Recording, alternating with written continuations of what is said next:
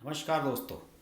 आप में से कई साथी मुझसे लगातार ये डिमांड करते रहते हैं कि मैं पश्चिम बंगाल की राजनीति पर वीडियो बनाऊं, और बिल्कुल डिमांड आपकी वाजिब भी है।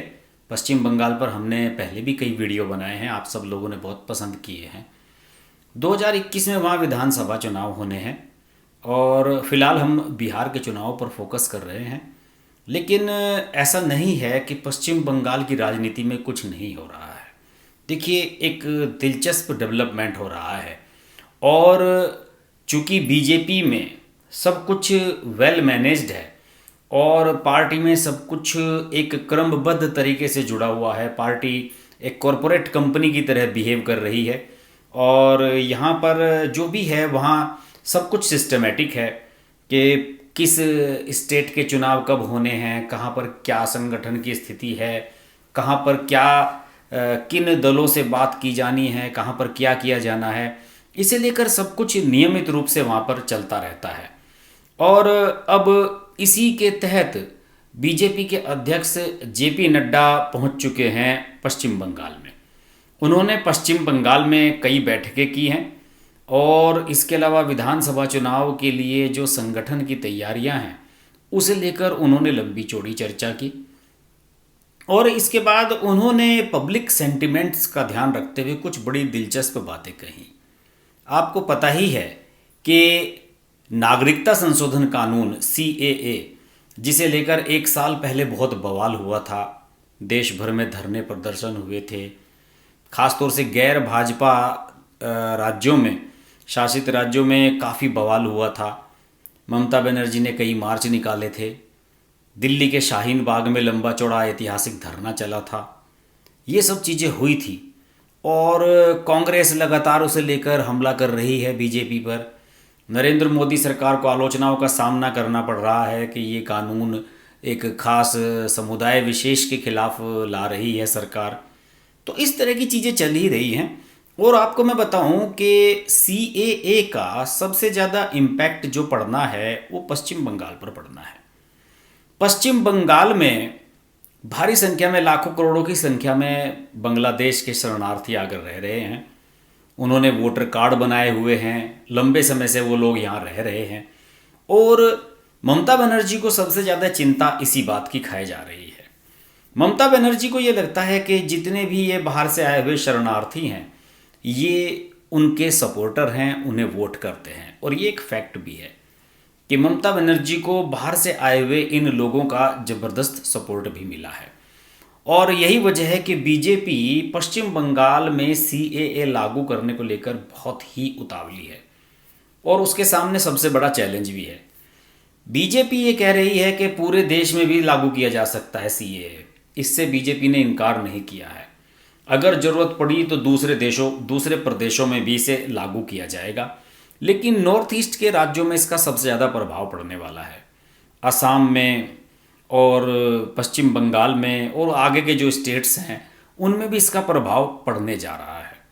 और इनमें पूरे इलाके में सबसे महत्वपूर्ण स्टेट पॉलिटिकली वो है पश्चिम बंगाल, जहाँ पर 40-50 के करीब लोकसभा सीटें हैं, भारी संख्या में विधानसभा सीटें हैं, और यहाँ की जो पॉलिटिकल स्ट्रेंथ है वो बहुत मजबूत है। 294 विधायक यहाँ पर चुने कर आते हैं, और यही वजह है कि बीजेपी उत्तर प्रदेश, बिहार, मध्य प्रदेश, महाराष्ट्र और ये राज्य पश्चिम बंगाल, इन्हें बिल्कुल भी मिस नहीं करना चाहती, क्योंकि इनकी जो क्षमता है, इनकी जो कैपेसिटी है वो बहुत स्ट्रॉन्ग है।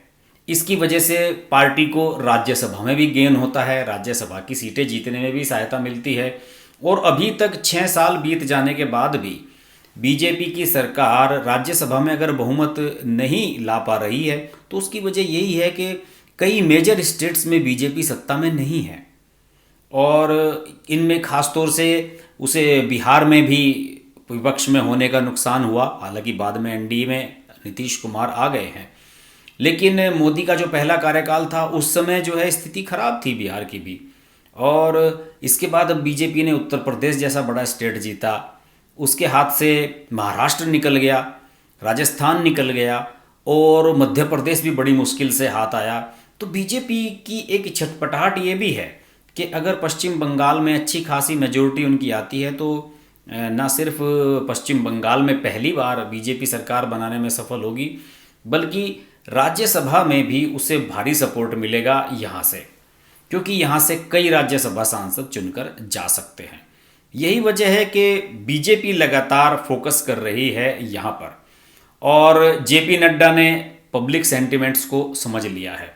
बीजेपी का जो थिंक टैंक है उसका ये मानना है कि जो मूल रूप से पश्चिम बंगाल के रहने वाले लोग हैं वो बांग्लादेश से आए हुए शरणार्थियों से परेशान हैं। उनका मानना है कि ये लोग वहाँ पर क्राइम करते हैं और जो मूल बंगाली लोग हैं उनके अधिकारों का हनन होता है।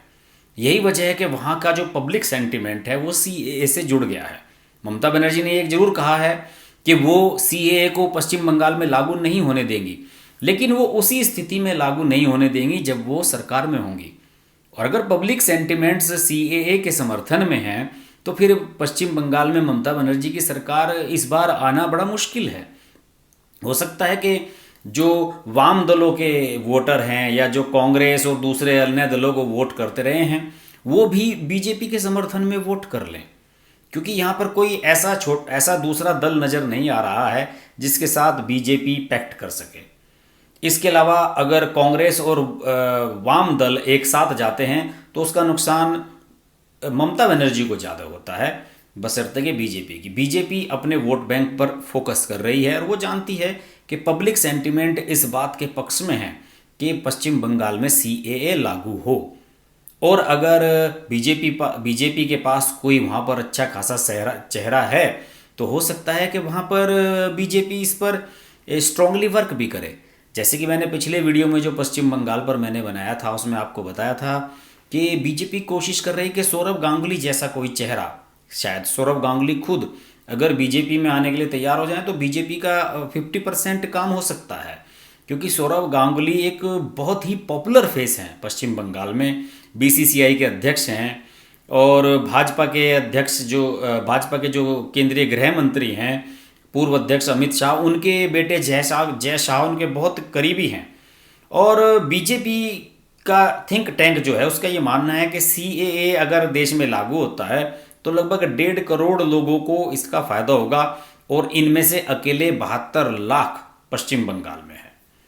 यही वजह है कि जेपी नड्डा ने जो अपनी बात कही है अपने इस दौरे में, उन्होंने ये कहा है कि उन्होंने तृणमूल कांग्रेस पर आरोप लगाया है कि तृणमूल कांग्रेस के राज में इतने समय तक हिंदू समाज के प्रति आघात किया गया, अब जब समझ में आ गया तो हर समाज को जोड़ने के लिए फुसलाने का प्रयास हो रहा है।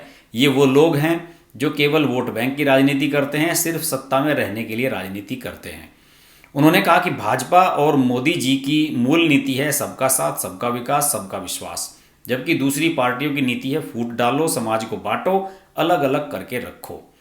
उन्होंने ममता सरकार पर भी बहुत हमला बोला। उन्होंने अपने बयान में कहा है कि वर्तमान सरकार ममता जी के नेतृत्व में यही कर रही है, फूट डालो और राज करो, सबको समावेश करके चलने की ताकत सिर्फ मोदी जी में है। भाजपा समाज को जोड़ती है जबकि वे लोग समाज को तोड़कर वोट बैंक की राजनीति करते हैं।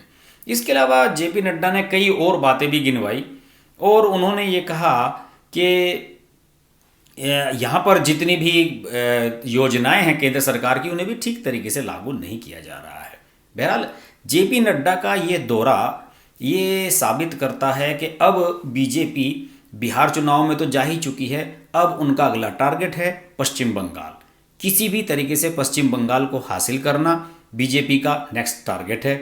और जिस तरीके से सीएए की बात उठाई है जेपी नड्डा ने, उससे तो ये भी लग रहा है कि हो सकता है कि बंगाल के चुनाव से पहले सीएए को लेकर कोई बड़ा डिसीजन आए और हो सकता है कि इस बात को लेकर ममता बनर्जी में और केंद्र सरकार में ठने और अंत में लाभ मोदी और बीजेपी का हो।